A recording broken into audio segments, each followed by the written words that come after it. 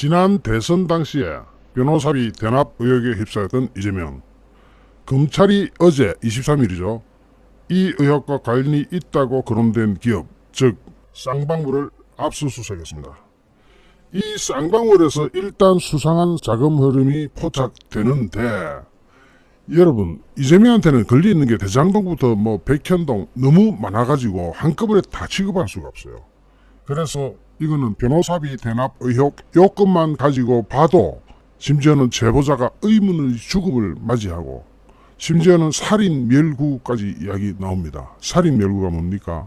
사람을 죽여서 입을 봉해버린다는 뜻입니다. 금융정보 분석은 FIU라고 하겠습니다. FIU는 올해 초 쌍방울 그룹 자금 거래에서 이상한 정황을 포착합니다. 지난 2020년 4월 쌍방울은 전환사채 45억 원어치를 발행하는데, 여러분 이거는 잘 들으셔야 됩니다. 왜냐하면 자세히 안 들으면 이게 뭔지를 몰라요. 그래서 이런 방식을 쓰는 겁니다. 돈이 여기서 무려 50억 원 가까이 만들어지는데, 그 50억 원을 만드는 수법이 만들어서 변호사비 대납으로 썼던, 선거자금으로 썼던 그게 중요한 것이 아니라 미천 45억 원을 들여가지고 도로 가져갔는데 그 중간에서 50억 원이 생깁니다. 그 생기는 것을 먹어버립니다. 그러니까 돈을 댔던 쌍방울은 단돈 1원도 손해본 것은 없습니다. 누가 손해를 봤느냐? 주식시장에서 개미들만 그냥 죽어나 잡아지는 겁니다. 자, 전환사채가 뭐냐면은 당장 쓸 돈을 빌리고 일정 시간이 지나서 주식으로 되돌려주는 권리입니다. 그러니까 돈을 빌릴 때는 차익금으로 빌리죠. 빌리는데 갚을 때는 주식으로 돌려주기 때문에 자금이 급한 기업들에서 흔히 쓰는 방법입니다. 그런데 이렇게 조달한 45억 원을, 그런데 제일 먼저 전환사채를 발행하면은 돈이 45억 원어치가 들어오겠죠. 45억 원어치 전환사채 주고 현찰 45억 원 받습니다. 이 현찰 45억 원을 받았는데, 받았으면 기업은 그것을 투자를 한다든지 어디에 써야 됩니다. 건물을 짓는다든지 기계를 산다든지. 그런데 어디에도 이 돈을 쓰지도 않았습니다. 그러니까 당장 김경률 공인회계사가 돈이 필요하다면 설비에 투자를 하든지 인력을 정원시킨다든지 그래야 할 텐데, 그런 요인 없이 발행을 하고 뭐냐? 전혀 돈이 필요하지 않는데 전환사채를 발행을 했다가 도로 걷어들입니다. 자, 여기까지는 이해하시는 분도 계시고 이해 못하시는 분도 계실 겁니다. 조금만 더 들어보시죠. 쌍방울은 이 40억 원 전환사채를 11개월 만인 지난 3월 다시 사들입니다. 현금과 전환사채가 별 의미 없이 오강이만 한 겁니다. 쌍방울 입장에서 볼 때는 전환사채 발행회가 현금 45억 원 받았다가 현금 45억 원 주고 전환사채를 다시 사니까 별로 의미가 없죠. 그냥 돈 잠시 던졌다가 도로 찾아온 것밖에 안 됩니다. 그런데 지난해 6월 10일 날 쌍방울은 신원을 알 수 없는 5명에게 이 전환사채 45억 원어치를 파는데, 이 개인 5명은 당일 즉시 이 쌍방울 전환사채를 쌍방울 주식으로 청구를 합니다. 전환 청구를 하는 거죠. 그러면은 주식으로 주겠죠. 그러면 주식으로 준 것을 주식시장에서 팔아버리면은, 그때 당시에 이 쌍방울은 이스타 항공 인수전에 뛰어들면서 주가가 막 올라가고 있습니다. 그러면 전환사채를 주식으로 바꿨죠. 바꾼 거를 주식시장에 팔아먹으면은 100억 원 가까이가 들어와 버립니다. 그러면은 100억 원 가까이 들어왔으니까 전환사채를 제일 처음 살 때 45억 원이 들어갔으니까 55억 원이 고스란히 남습니다. 그러니까 쌍방울도 단돈 1원도 손해 안 보고 누군가는 50억 원 이상을 챙겨 갚으리는 희한한 수법을 씁니다. 그러니까 주식시장의 개미들만 자빠지는 거죠. 자, 이렇게 해가지고 이 개인 5명 당일 즉시 쌍방울을 주식으로 전환을 청구했고, 이들이 이체받은 주식 가치는 100억 원 정도입니다. 단 하루 만에 전환사채를 사고 파는 것만으로 무려 50억 원을 남겨버립니다. 원래 이런 행동을 하면 주가 조작에 걸려가지고 철컥 쇠고랑 차고 들어가야 되는 겁니다. 자, 쌍방울은 아까도 말씀드렸듯이 쌍방울은 이스타 항공 인수 참여 호재가 나면서 주가가 급등하고 있었기 때문에 이것을 해먹기에 너무 좋은 발판이 마련되어 있었습니다.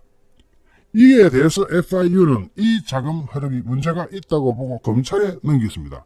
검찰은 신원을 알 수 없는 5명이 누군지 그리고 이들이 차익으로 남긴 50억 원이 최종적으로 어디로 흘러갔는지를 추적하고 있습니다. 어디로 흘러갔겠습니까, 여러분? 자, 지난 대선 과정에서 이 돈 가운데 일부가 이재명의 변호사 비용으로 사용된 것이 아니냐 하는 의혹이 일기 시작했습니다. 그러자 당연히 이재명과 쌍봉을 양쪽 다 터무니없는 의혹이라고 그동안 이 의혹을 전면 부인해왔습니다. 그런 가운데 검찰이 어제 압수수색을 하면서 쌍방울을 압수수색해버렸습니다. 쌍방울을 압수수색하면서 단서를 찾고 있습니다. 아마 찾아질 것 같습니다. 첫째는 이 5명의 신원만 파악해도 그 돈이 어디로 흘러갔는지는 파악할 수 있고, 제가 생각해놓은 100%, 90% 이상 변호사비 대납을 위해서, 변호사는 변호사대로 자기가 약속한 돈을 이렇게 받았으니까 땡 된 겁니다. 그런데 이 변호사도 굉장히 의혹에 쌓여 있죠. 이 변호사하고 최모 씨하고 녹취록만 3개입니다. 이 3개의 녹취록에 다 변호사가 수십억의 거액 변호사비를 받도록 이렇게 돼 있는 그런 녹취록인데, 그 녹취를 만든 사람, 녹음을 했던 사람이 나중에 법원에서 그건 거짓말입니다 하고 신고를 합니다. 증언을 해버립니다. 그러니까 애초 이 녹취록을 만드는 사람이 거짓말이라고 하니까 재판부는 헷갈릴 수밖에 없습니다. 자, 여기서 그 당시에 이 사건 등등등을, 이 사건 관련해서 정보를 제공한 사람이 있었습니다. 이러한 의혹을 제보했던 시민단체 대표 이병철 씨가 2022년 1월 11일 서울 양천구의 한 모텔에서 사망을 하게 됩니다. 자, 그런데 그 사망에 대해서 국민의힘 김기현 원내대표는 왜 이 이병철 씨가 갑자기 사망을 하게 되었습니까? 그때가 가장 변호사비 대납 의혹이 수면 위로 올라가지고 가장 시끄러웠을 때일 겁니다, 아마. 국민의힘 김기현 원내대표는 제보자 이병철 씨의 죽음이 이재명의 간접살인이다 하고 맹비난합니다. 민주당 인사들 중심으로 울산시장 선거 때도 그랬고, 이낙연 후보도 그런 일을 겪었고, 윤미향 사건 때도 그런 일이 있었다. 이재명 후보 같은 경우에는 이번에 2분이 돌아가셨잖아요 하면서 이게 단순히 우연일 수 있느냐는 진주군의 물음에 대해서 간접살인이라고 맹비난을 했습니다. 그러자 민주당 우상호는 그러면 그분들을 다 우리가 살해했다는 뜻입니까? 라고 반문하면서 경찰에서 나온 이야기를 들어보면 이병철의 사인이 병사일 가능성이 높다라고 말했습니다. 경찰은 병사로 처리했습니다.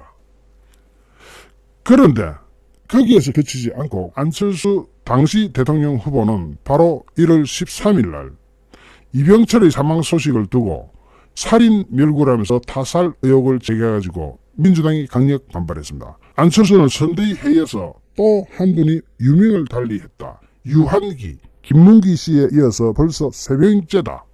이재명의 대장동 게이트를 비롯한 비리 의혹 규명에 결정적인 키를 쥐고 있는 분들이 살인 멸구를 당하고 있다 하면서 발칵 뒤집습니다. 그 당시 기억하시는 분들 계시는지 모르겠습니다. 아주 시끄럽죠. 살인 멸구라는 것은 죽여서 입을 봉해버린다는 그런 뜻입니다.